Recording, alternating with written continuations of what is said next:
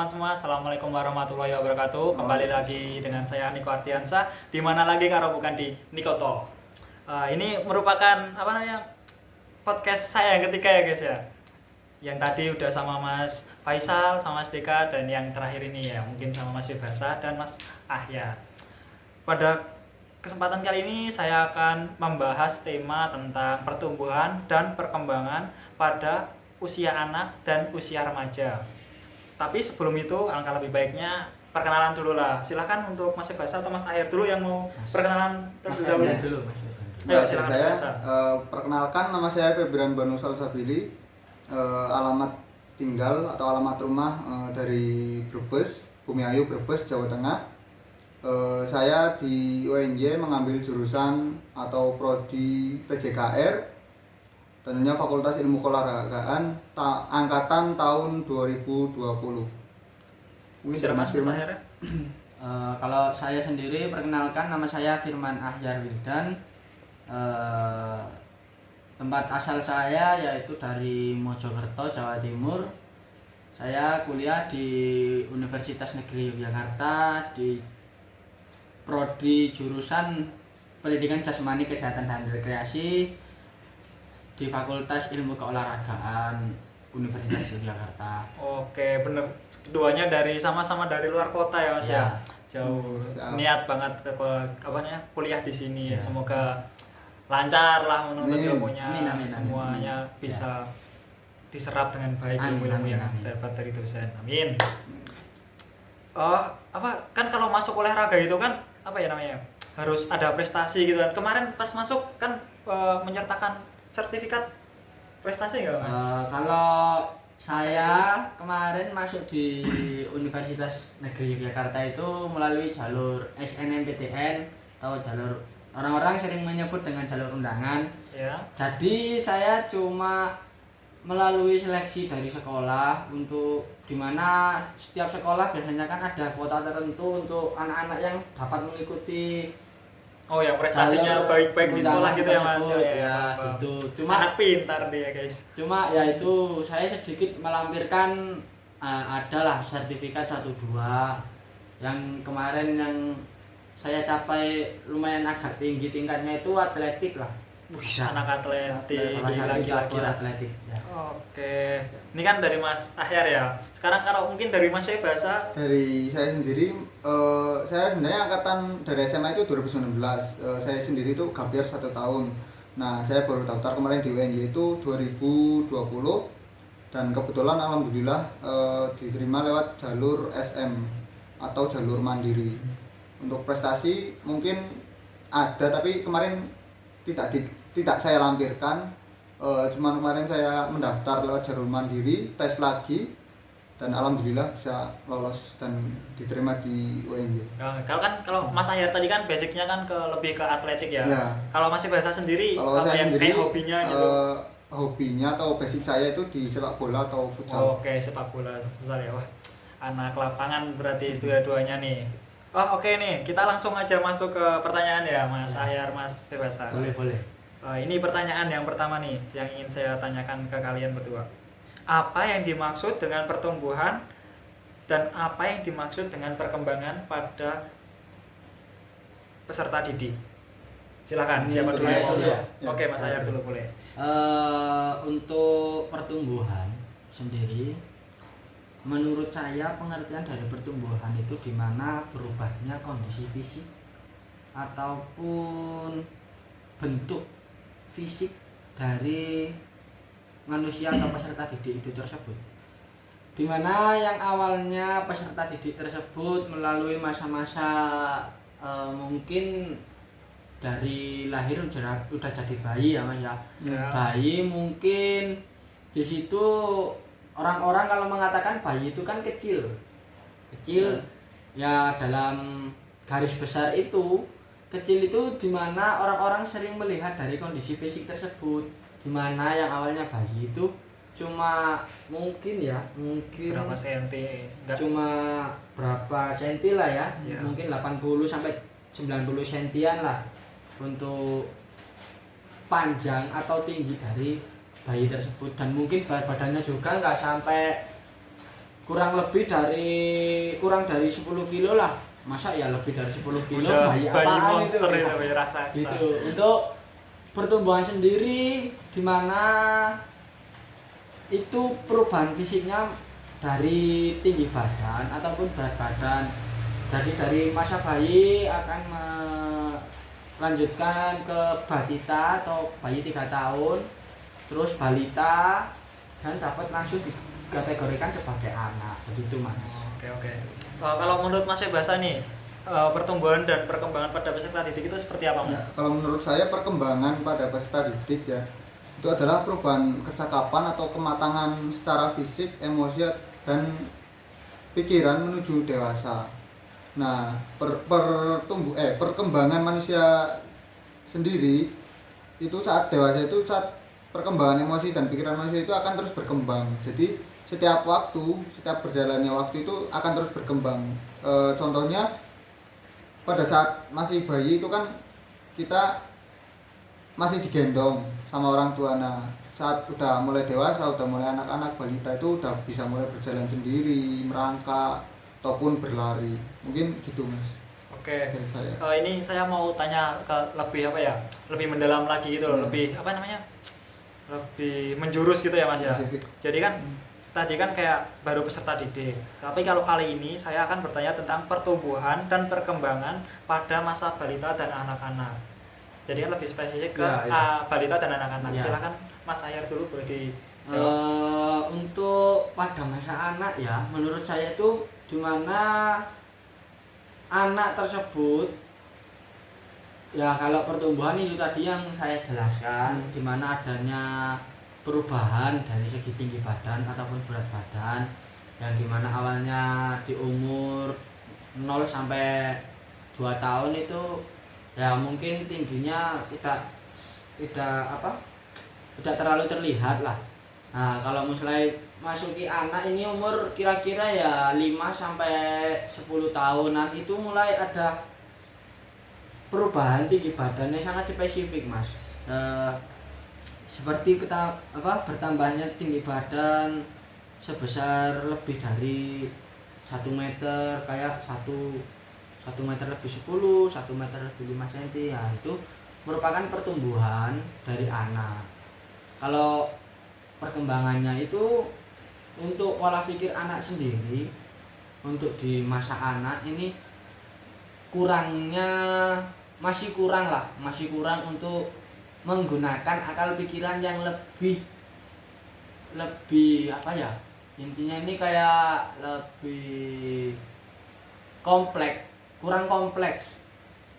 Jadi kalau masa anak itu biasanya apa yang dia lihat itu yang dia pelajari, begitu Mas. Kalau masih usia anak-anak ya. Iya. Jadi itu kalau pertumbuhan tuh bertambahnya fisik, jadi bisa diukur gitu ya Mas ya. Iya, bisa diukur. Jadi dari balita ke anak-anak Iya. itu kan berarti terjadi perubahan seperti Iya. tingginya gitu ya. Iya. Kalau perkembangan tadi kayak Pola pola pikirnya itu Iya. udah mulai ada, tapi ada. masih belum bisa kompleks. Iya. Oke.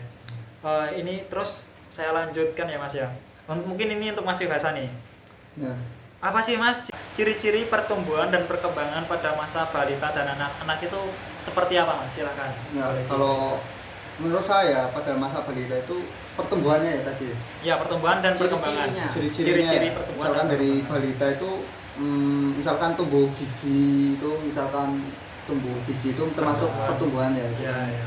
Tumbuh gigi terus dan perkembangannya mungkin dari balita misal umur 1 bulan itu bisa memulai melihat benda-benda di sekitar, mungkin kayak tadi yang dikatakan Mas Firman Ahyar itu mungkin kayak gitu. Kalau misalkan di anak-anak pertumbuhannya misalkan tadi dari bayi, dari balita itu mungkin baru bisa merangkak, mungkin nanti anak-anak sudah bisa mulai berjalan, berlari atau dan lain sebagainya, dan perkembangannya mungkin udah bisa mengenali lingkungan sekitar lah Mas. Kalau misalkan dari saya itu gitu. Mungkin Mas Ahyar mau menambahkan tentang ciri-ciri pertumbuhan dan perkembangan? Untuk ciri-ciri pertumbuhan ya itu tadi salah satunya ada tumbuhnya gigi, terus mulainya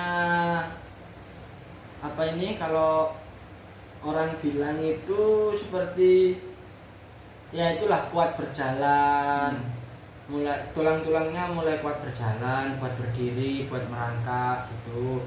Nah, untuk perkembangannya sendiri di usia balita itu yang seperti yang awal tadi saya katakan, bahwa umur anak-anak di usia balita itu ya 5 sampai 10 tahun lah, itu seringnya anak-anak tersebut itu apa yang mereka lihat itu yang mereka pelajari.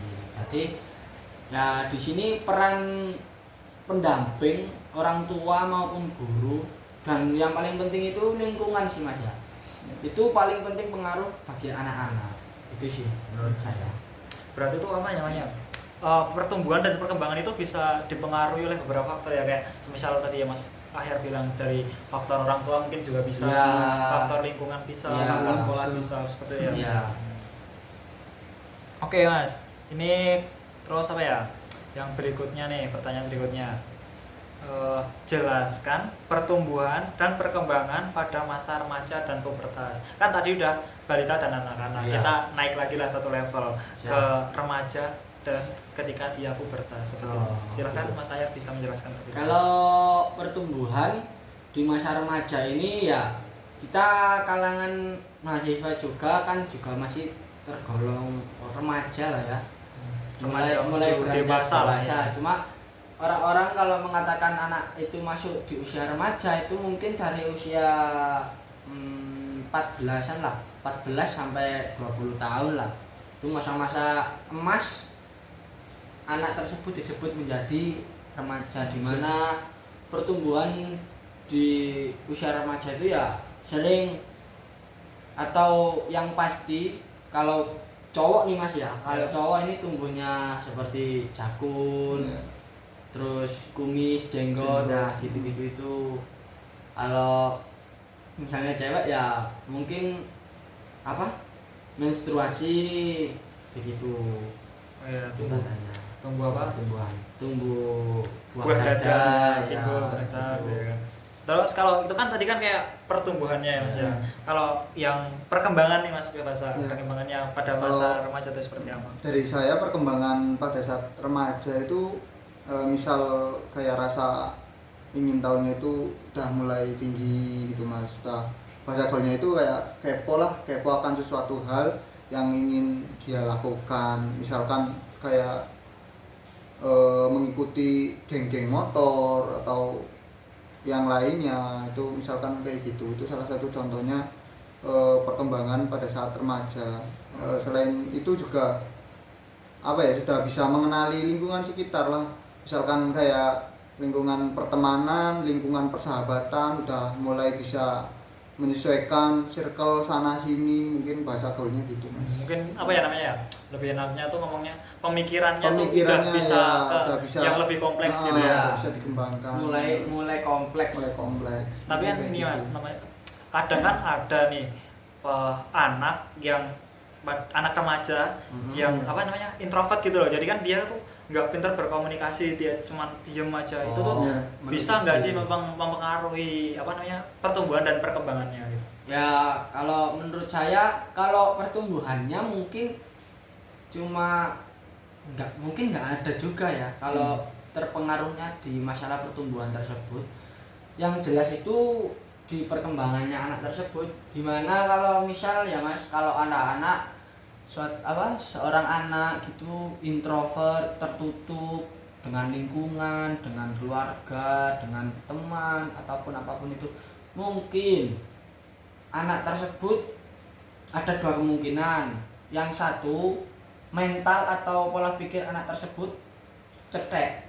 Apa ya? Cetek apa? Cetek tuh apa? Cetek. Kalau bahasa Jawanya itu cetek, kalau bahasa Indonesianya itu kayak Cetek. dangkal gitu loh. Oh ya. iya. Pendek. Dangkal. Jadi Ya, paham. cepat Menyimpulkan. menyerah, cepat menyimpulkan, terus salah solusi. Ya. Itu yang paling parah, itu salah solusi. Nah, yang kedua, apabila anak itu sudah misal di saat dia melakukan introvert atau berdiam diri atau menutup lingkungannya, lingkungan ya. itu bisa jadi membuat mental anak tersebut juga menjadi lebih kuat gitu, bedanya gitu Mas. Itu sih menurut saya. Kan itu kan kayak apa ya, baru pandangan ya. Kalau saya tuh mau tanyanya, terus bagaimana cara kita supaya anak yang introvert itu bisa kembali ke apa ya, ke dirinya yang semula itu loh sebelum introvert. Jadi tuh dia bisa membuka dirinya untuk lingkungan sehingga tuh pertumbuhannya itu tidak akan terganggu gitu Mas. Ya. Mungkin ada saran dari Mas Ibas atau saya? Mungkin dari saya sarannya kalau misalkan anak introvert tadi ya, Ya. mungkin belajar apa ya, belajar melihat lingkungan sekitar dan memahami, ya betul, memahami, belajar memahami, belajar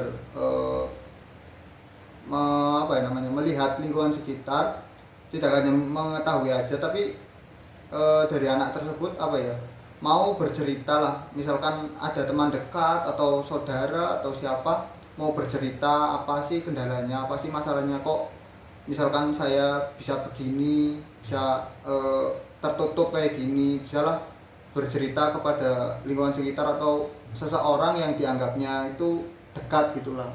Jadi orang tersebut itu bisa menilai